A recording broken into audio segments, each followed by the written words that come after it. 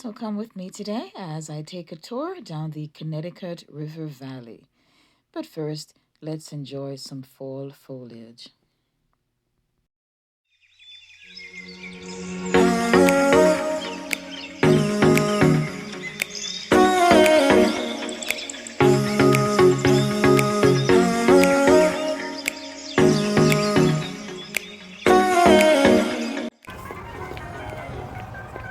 What am I doing today? So I worked yesterday, so I felt like I deserved to give myself a treat. Okay, and this is what I'm doing today. So I just arrived at the Essex train station and I am about to pick up my ticket and check in. If you cannot tell from the music over the intercom and this steam-powered train, then we are going on an old-timey train ride that harkens back to the 1900s.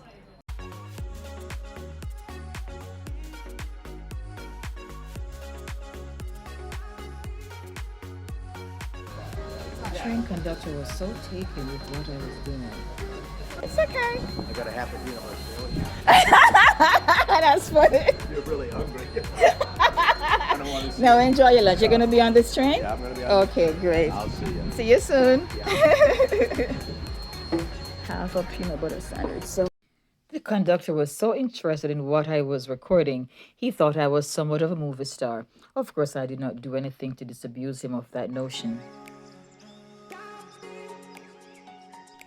But I was like a kid in a candy store. I got into this car and I noticed that there were several big empty cars and I had to pick up the litter. And so I got restless and I went to another car. There is something very special about riding the train, other than the fact that you get to travel back in time, so to speak.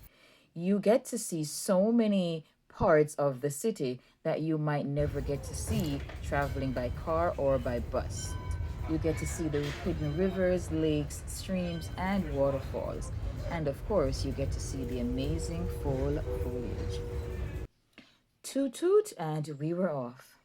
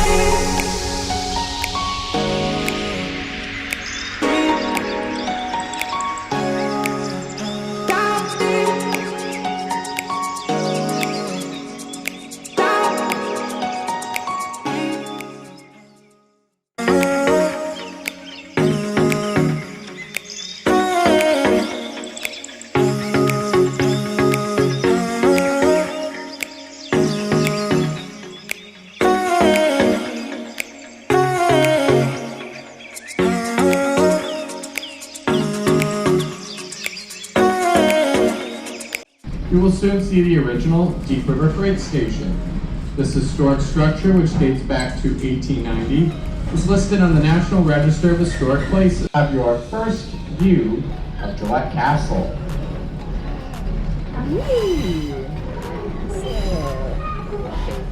Where is it? Weird.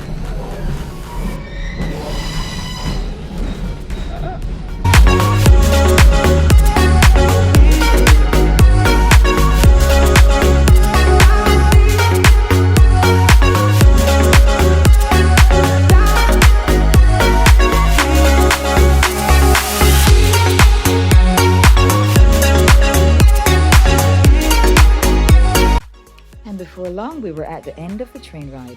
The train turned back and took us to our boat.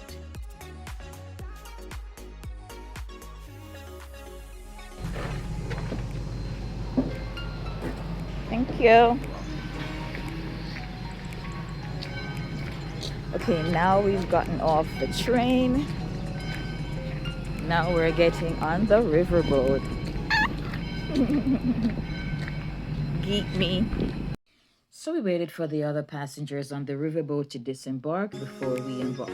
Today we'll be going on the Becky Thatcher. And if you were paying attention in literature class, you would have known that Becky Thatcher was Tom Sawyer's love interest. Hello. And we are on board the boat. Can we go up? Of course, I seated myself in the front because nobody puts baby in the corner or in the back. We were not allowed to be on the upper deck until the boat had left the dock. So let's check out the top deck. Just so you don't forget you're in America. Small town park. Oh It used to be dear. a thriving center for maritime and railroad I traffic. hear so much better up The here. maritime trade began back in the 18th century, Oh and those in my the God, in the this is ninth so in the 18th century that the 19th Woo! century, excuse me, that the Dennison brothers This opened their is so shipyard at Deep River beautiful. Landing, calling it Dennison Brothers Shipbuilding. And it was here that they built 65 schooners for the coastal and West Indies trade. The Connecticut Valley Railroad was laid in 1871 and started servicing the area as well. In fact, the Deep River Freight House dates to 1890 and was used by the New York, New Haven, and Hartford Railroad, who at the time controlled the Connecticut Valley line. It was also here that at Deep River Landing that vessels would arrive carrying cargoes of ivory tusks harvested from the Ivory Coast over in Africa. The tusks then be refined in the famously piano keys. In fact, these piano keys were the most commonly made ivory product, and tickling the ivories, meaning to play the piano, that's where it comes from. Did not know that. Room for the night, and you wake up the next morning and the boat is in New York Harbor, all safe and sound. So after you're done with the party, you're just successfully traveled by steamboat. Apart from the Connecticut River was the SS Middletown. On October 31st, 1931, she departed Hartford, traveling to New York City, carrying only freight. Upon arrival in New York Harbor, she discharged her freight and was unceremoniously retired. Several years later, in 1938, she was towed down to Baltimore and broken up for scrap. It marks the tragic end of the Grand River steamers. While the steamboats are gone, plenty of remnants of the steamboat trade still remain. Now I say the newest because in 1850, a big storm came through the area and created a good amount of flooding at the northern end of what was then Selden Neck, creating Selden Creek and turning the south end of Selden Neck into Selden Island.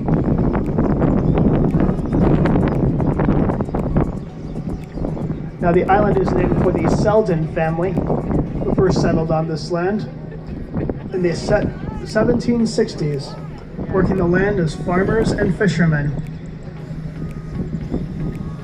Starting in the 1880s, a quarrying operation was set up on the island to harvest red granite from.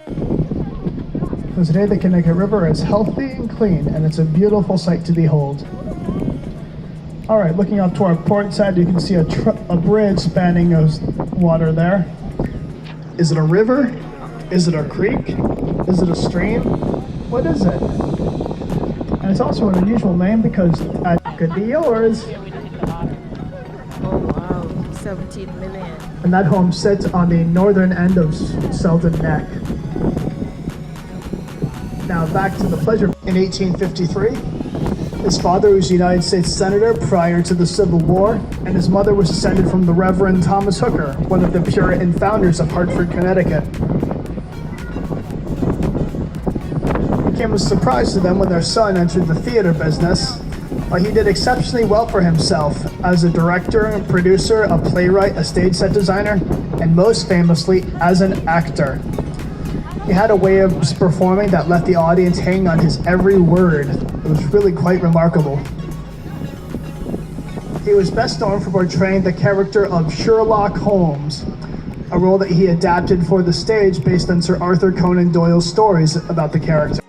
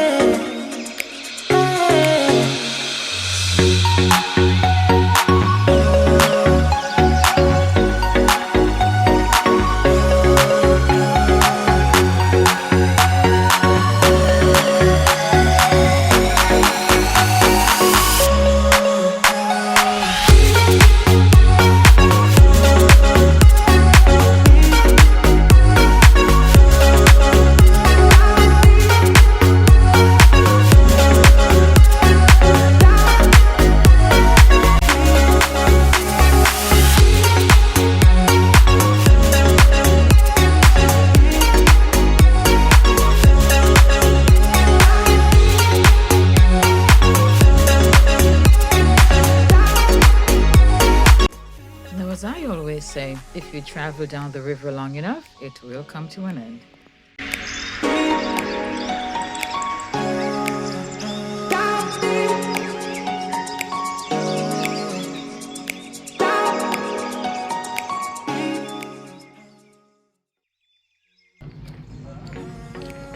A good old-fashioned coal-powered train.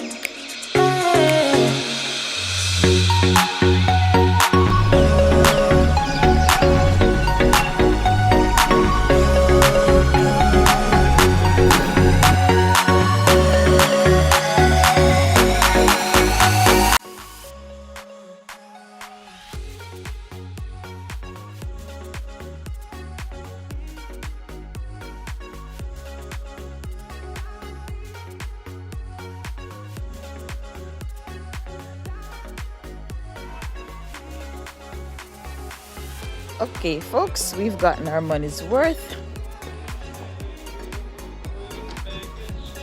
Time to return to modern day troubles and woes.